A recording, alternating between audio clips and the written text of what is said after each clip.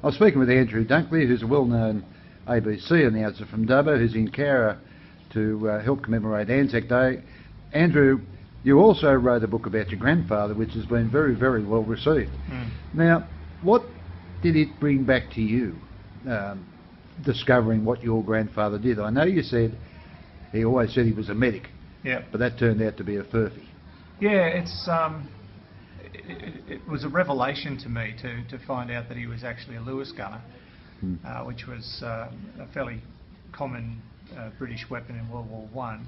It'd be the worst job of all too. Probably one of the most dangerous jobs on any front line, to be a machine gunner, because whenever the enemy advanced, they were always wanting to get rid of strong points, and machine guns were strong defensive positions.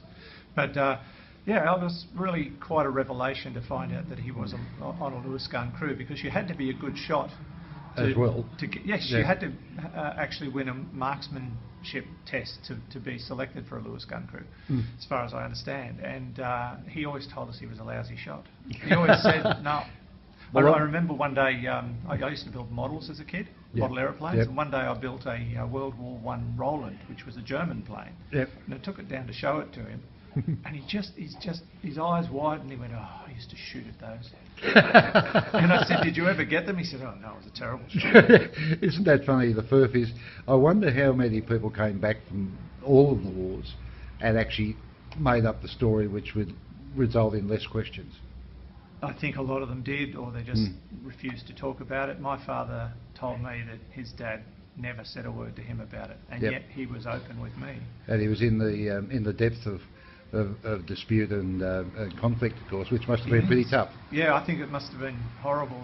The letter he wrote home to a friend, which is the only written evidence I've got from the front that he put on paper, was a warning to his mate Harry not to Dobson. turn up. Don't go. Don't go. Isn't that strange? I mean, I lived through the Vietnam conscription, etc., etc., and was lucky enough to not get called up, in my view. But I do get concerned that some of those guys who ended up in Vietnam probably didn't get the recognition they should have.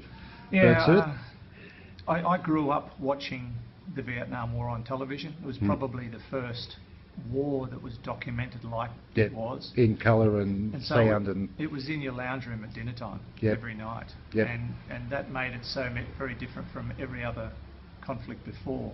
Because now, any time a conflict occurs, you're there almost live sometimes. And in some ways that's even more scary. I think so, and I think it gets sensationalised by some media organisations. I think the desire to be first and foremost often leads to inaccuracy or commentary that's ill-advised or ill-prepared. And I think that's a dangerous thing. Now, your book is still available. Now, is it only an audio book or is it a print? It's an audio book. It's on a 6 CD set, released through ABC Music, and it's still selling. It's been out since November of 2013, and it's still selling, and I'm really, really pleased about that. I mean, I haven't made any money at all. There's not much money in publishing a book, but I am trying to get it on paper. I've had a lot of requests from people to put it on paper, but it's a very hard thing to do.